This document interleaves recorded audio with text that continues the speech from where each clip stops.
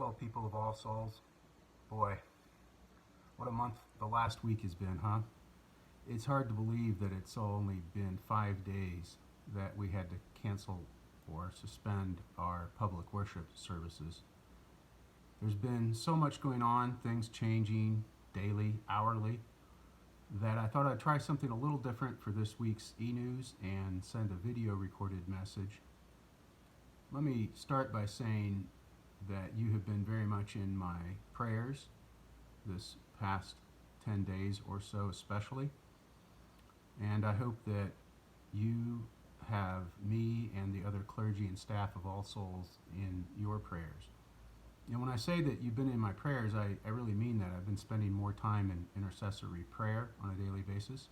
As a matter of fact, I used some of my nervous energy the other day to go to the copy room and use the paper cutter and cut up the photo directory into little prayer flashcards. So for those of you at least in the photo directory, I'm praying for you by face and by name, even though we can't see each other face to face for a season here. You are still very much in my heart and in my daily prayers. And again, I ask that you keep us, me, in your daily prayers as well. I appreciate hearing from many of you about how we can be in specific prayer. That is a very important ministry going on right now, holding each other up in prayer and remembering that while we are going through a very tough time here together, we certainly don't have to go through it alone. I did want to take some time in this video message to communicate some important developments, things going on around the church. Some of this will be news to you, some of it you may have seen on the website or through the Facebook page. And you'll be hearing a lot more about all these things in further communications. The bottom line is, folks, that we are being the church when we cannot go to church. We are being the church when we can't go to church. I tend to think in terms of givens and variables. And right now, here are some givens. Here are some assumptions that I want to share with you that I hope that you find helpful. One is that we are in a marathon and not a sprint. The Diocese of Western North Carolina gave yesterday a pastoral directive saying that worship services are to be suspended through May 10th. Worship services and other gatherings are to be suspended through May 10th. And that means that we will be doing church. We will be church differently for the next month or so at least. That means we'll be doing Easter and Holy Week differently than we have in the past. It doesn't mean that we aren't going to worship. It doesn't mean that we aren't going to give our best to God in our thoughts and our words and our deeds. But it does mean, without being able to gather in person, that we need to be church differently. And another assumption that I carry with me that I want to share is that our ultimate consistency, our ultimate source of strength, our ultimate shelter and comfort is God. And having said that, it's also important that the church be to you in a time of crisis and need and everything changing so frequently, that the church also be a reminder to you, not a substitute for the consistency of God, but a reminder to you of the consistency of God. And so we have been putting a lot of time and effort into thinking how we can be, as a church, a reminder of God's consistency and strength. And some of the things that we realized early on is that we as a church need a different way of communicating and connecting. We want to have a communication and connection strategy that is regular and consistent and curated and sustainable. Something, again, because we're in a marathon and not a sprint, something that will go on for a long time. So I'm happy to say that all the staff, and especially this past week, Abby and Kyle and Millie and Naomi and myself have been working on a new communications and connection plan. And we may make changes to this as circumstance dictate, of course, but here's what you can anticipate beginning this Sunday, March 22nd. Sundays at 10 a.m., we will be posting a Sunday morning worship video. It will be posted on our new, thanks to Abby, YouTube channel. It will also be embedded in an email that will be shared on the website. It will be pushed through Constant Contact, and it'll be also shared on Facebook. So on Sunday mornings at 10 a.m., we will be sharing a Sunday morning worship video. In the evening on Sundays, Millie will be posting a pastoral or children's message to the congregation as well, again through those same mediums. On Mondays, those will be children's moments with Mickey, and Mickey will be sharing connection and Christian formation engagement opportunities every Monday. On Tuesdays, you can look forward to a message from Naomi. On Wednesdays, you'll be having midweek music with Kyle. He will be offering some sort of musical offering each Wednesday, again pushed through the same mediums. Theological Thursdays with me, I hope that you're looking forward to. I know I'm looking forward to continuing our Bible study that we began, especially on Jesus's teach us how to pray. When the disciples asked Jesus how to pray, I'm looking forward to continuing that exploration of prayer through a online Bible study and other kind of Christian formation opportunities each Thursday. And then on Fridays, you'll be getting the regular e-news, except we're adding a few things to the regular e-news in light of the current circumstances. We're going to be adding several new sections in addition to the sections that you're used to in the e-news that have a lot of information.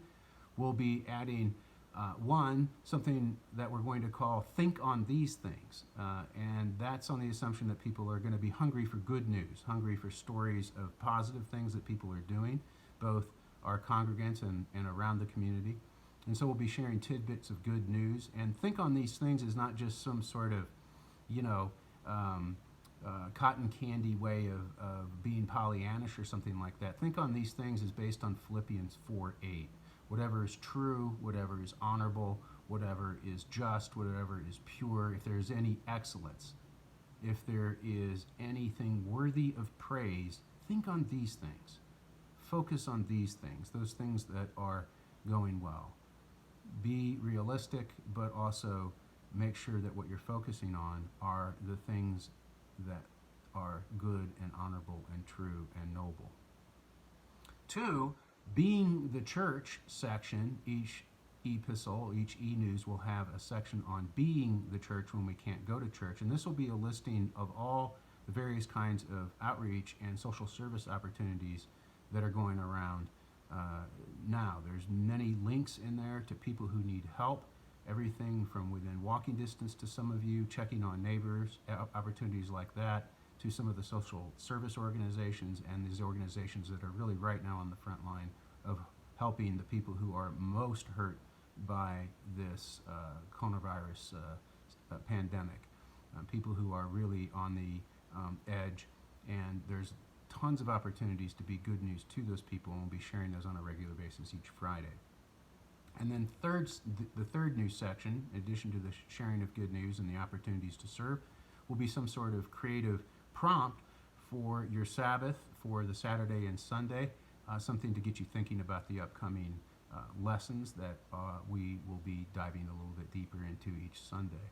So those connections, they're no substitute, I know this, they're no substitute for in-person connection, they're no substitute for actually getting together and giving each other hugs and handshakes. But in this season of social distancing, truly, it really is the case that the best way to love your neighbor as yourself, the best way to serve others, is to do those things that the CDC and others are recommending, which is to keep our distance from one another for a season. Looking forward the whole time, of course, to a time when we can resume normalcy. And I sure am looking forward to some normalcy. You should know that in this season, the clergy and the staff are practicing what we preach as far as social distancing. We are still working, although remotely, mostly remotely. Some of us need to go into the office to get some of our work done, but most of us can do most of our work remotely from home. We're making extensive use as a staff of Slack, and when I say extensive use, I mean hundreds of messages every day. Phone messages left at the church office are checked frequently by clergy and staff and returned promptly. Our 11 o'clock staff meeting every week is happening via Zoom. The same goes for my clergy meetings with Naomi and Millie and liturgy meetings with Kyle. I've been meeting frequently both in conference calls and in Zoom calls with your wardens and with touching base frequently with the executive committee. We continue to keep some sort of presence at the church offices when necessary, but there are no regular hours there at this point in time. We will be in and out of the office. If there's something that you need at the offices or from one of us, person to person, please call the church offices and let that be known through the voicemail, or send one of us an email. And of course, all of our emails are available through the website. Proactive pastoral care, of course, is continuing, and we are also planning to proceed on the best way to continue to care for middle school and high school youth. That effort to continue to minister them will not suffer as a result of these external circumstances. We are going to continue to take steps. More on that. I hope to be able to inform you some good news and updates on that very shortly. And so rest assured, in all these ways, the work of the church continues, and it's even increased. We plan to carry on with the ministries of the church even when the church is not gathering as a body. All the responsive pastoral care continues, proactive pastoral care. We are also initiating, Millie is working with the pastoral care team to proactively check in on every parishioner of All Souls, prioritizing that, of course, based on what we know from the folks who might need to be gotten in touch with a little bit sooner. But eventually, we're hoping to proactively reach each and every one of you just to check in on you and see how you're doing, and to see how we might be of support to you, and if you are willing to see how you might be of help to others through your time or your talents offered virtually in this season. Millie, of course, remember, carries 24/7 the pastoral care emergency line, and that is always available to people. I'm also aware that in missing a chance to come to church last Sunday, and in missing a chance to come to church each Sunday for the near future, you will also be missing a church to give back to God in thanksgiving through the offertory plate. And as I've said, the ministry of the church continues. Those of you who are able, please make a point to continue your giving. We're trying to make it as easy as possible for you to do that through the Give button in the e-news and on the website.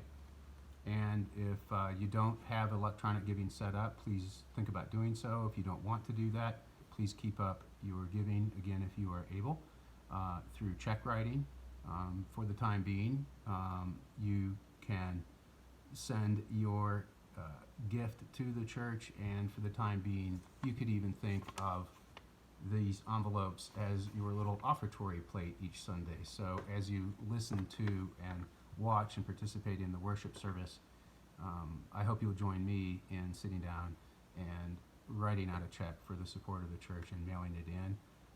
The work of the church does continue. It has increased. The needs of others continues, and they have increased. So your generosity is very much appreciated in this season. Let me end where I began, which is simply the bottom line for me, which is, in a season that we cannot come to church, we can be the church. Paul said, "You are the body of Christ and individually members of it." Paul was perfectly capable of using metaphorical language or speaking in analogies. He was perfectly capable of saying, you're kind of like the body of Christ, or you're similar to the body of Christ. But Paul said, you are the body of Christ. You are the hands and feet and ears and eyes of Christ alive in the world today. You are the tears. You are the hope of Christ. You are the power of Christ alive in the world today. The fact that we cannot get together to be the body of Christ together and to receive the body of Christ in word and sacrament does not change one bit the fact that you are the active, living body of Christ alive in the world today. People are now more than ever so hungry for good news, so hungry for hope. And Christ, if nothing else, is good news and hope, especially to those looking for light in darkness. And so thank you for being the body of Christ. Thank you for being the hands and ears and eyes of Christ alive in the world today. And thank you for being supportive of the work of the church, the active, alive body of Christ. To Christ be the glory, and from Christ we get power and hope. I look forward to seeing you in person soon. In the meantime, carry on being the body of Christ.